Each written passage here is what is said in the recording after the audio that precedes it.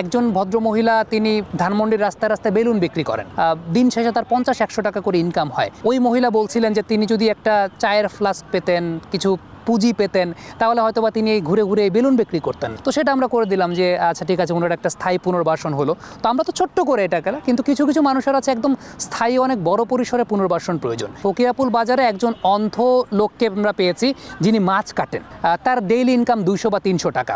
আমি হয়তো বা তার 1 মাসের ইনকাম দিয়েছি বিপিএল এর ছক্কার ভিত্তিতে, কিন্তু ওই লোকটা থাকেন ওই বাজারের মধ্যে, তার মাথার উপর কোনো ছাদ নাই। ওই লোকটার পুনর্বাসনের কাজটা কিন্তু ওই এলাকার স্থানীয় জনপ্রতিনিধি করবেন, কিংবা এমন কোনো সংগঠন আছেন যারা এরকম দুস্থ মানুষকে নিয়ে কাজ করে। ভিডিওগুলো এই কারণেই করা, তাদের গল্পগুলো তুলে আনা, যাতে সমাজে যারা বিত্তবান মানুষ আছেন ওই গল্পগুলো জেনে ওই মানুষগুলোর পাশে দাঁড়াতে পারেন এবং তাদের পুনর্বাসনের কাজটা করতে পারেন। ধরেন এই মানুষটার এই পুনর্বাসনটা প্রয়োজন, রাস্তায় থাকছে কিংবা খোলা ছাদের নিচে থাকছে, চাইলে তাকে স্থানীয় জনপ্রতিনিধি সহায়তা করতে পারে। তো জায়গাটা এখানেই ছিল।